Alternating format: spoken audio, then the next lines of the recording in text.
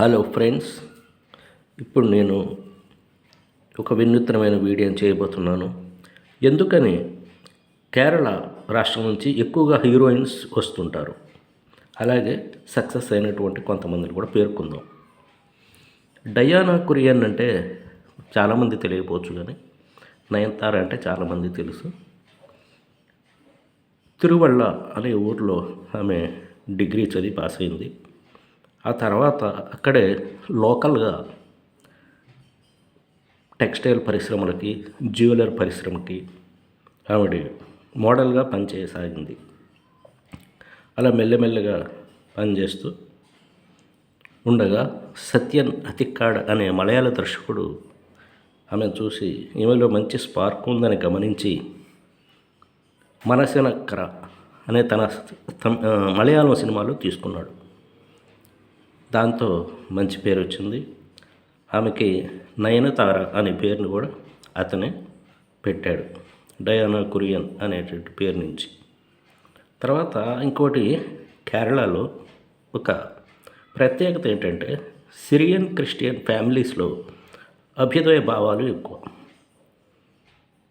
యువకుల్ని ప్రోత్సహించినట్టుగానే యువతులను కూడా అన్ని రంగాల్లో ప్రోత్సహిస్తారు.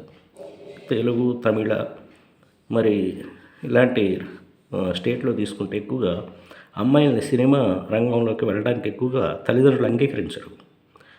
కానీ కేరళలో పరిస్థితి లేదు. తల్లిదండ్రులు కూడా కెరీర్ని సినిమా పరిశ్రమలో మలుచుకోవడానికి అనుమతిస్తారు. ఆ విధంగా నయనతార అయ్యా అనేటువంటి పేరుతో తమిళ సినిమాలో మంచి బ్రేక్ ఇచ్చింది ఆమెకి, శరత్ కుమార్ దాంట్లో. ఆ విధంగా మెల్లగా 2005లో చంద్రముఖి ఆ సినిమా ఎంత సంచలనం రేపిందో మనందరికీ తెలుసు. ఆ చంద్రముఖి సినిమాతో ఆల్ ఇండియా కూడా బాగా పేరు వచ్చింది. మొదట్లో ₹1,00,000 తీసుకునే ఆవిడ ఆ తర్వాత 50 లక్షల దాకా వెళ్ళింది పారితోషికం విషయంలో. 50 లక్షలు కాదు, ఇప్పుడు కోట్ల మీదే ఉన్నట్టుగా ఒక వార్త. ఆసిన్, గోపిక, మీరా జాస్మిన్ ఇలాంటి వాళ్ళందరూ కూడా సిరియన్ క్రిస్టియన్ ఫ్యామిలీస్ నుంచి వచ్చిన వాళ్ళే. కేరళలో చాలా ప్రోగ్రెసివ్ ఫ్యామిలీస్ వాళ్ళవి, అన్ని రంగాల్లో కూడా ముందు ఉండేటువంటి ఫ్యామిలీస్.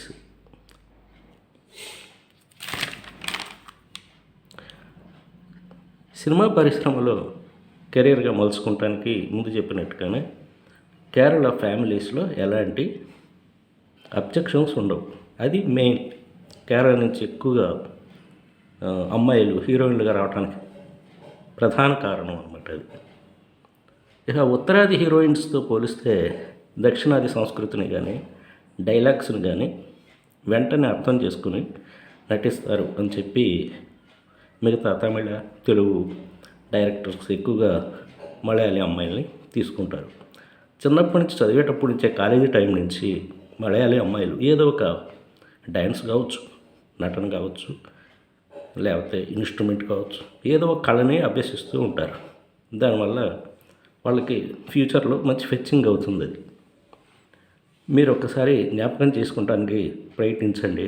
కొన్ని డజన్ల మంది కేరళ నుంచి వచ్చినటువంటి హీరోయిన్లు మాత్రమే కాదు, మిగతా రంగాల్లో కూడా అనేక మంది కనిపిస్తారు. భావన, నిత్యమేనన్, నవ్య నాయర్, మమతా మోహన్ దాస్, ఇట్లా అనేక మంది అనమాట. కొన్ని డజన్ల మంది మనం చెప్పచ్చు. అదనమాట మెయిన్గా కేరళ నుంచి ఎక్కువగా రావడానికి ప్రధాన కారణం సినిమా ఫీల్డ్లోకి అమ్మాయిలు. ఓకే, ఈ వీడియో మీకు నచ్చితే లైక్ కొట్టండి, సబ్స్క్రైబ్ చేయండి, షేర్ చేయండి. Thank you very much. ఇంకొక వీడియోతో నెక్స్ట్ కలుద్దాం.